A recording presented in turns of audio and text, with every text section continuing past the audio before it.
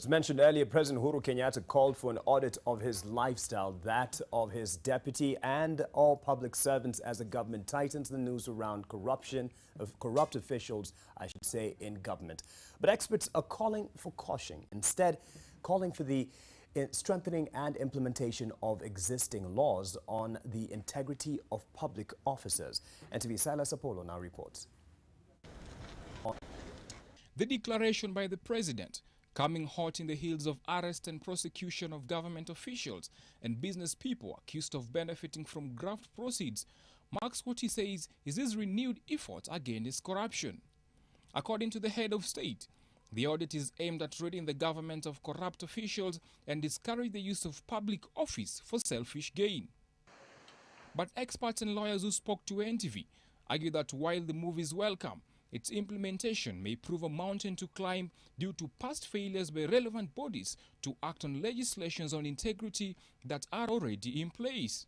Lawyer Njonjo Mue is of the opinion that the spirit of the Leadership and Integrity Act, as well as Chapter 6 of the Constitution, should be followed to the later first, without which, he says, the lifestyle audit may not amount to much.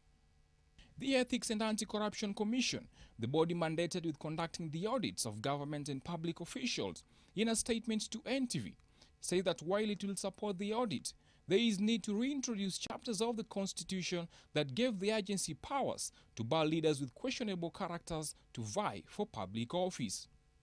At present, the Commission argues such an audit would require a court order and that the law in its current form is silent on what the consequences of violating the Leadership and Integrity Act are. If conducted, the audit will include the examination of whether incomes earned by individuals correspond to the properties and assets that they own.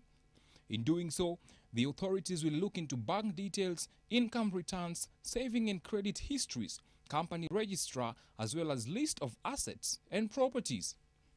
And while Chapter 6 of the Constitution on Leadership and Integrity lays out just the frame of how public officers should conduct themselves, it is silent on specific penalties for misconduct, more so after members of parliament watered it down. But one such legislator is fully behind the president's call for a lifestyle audit. Homa Bay woman representative says it should also be extended to members of parliament. Silas, NTV.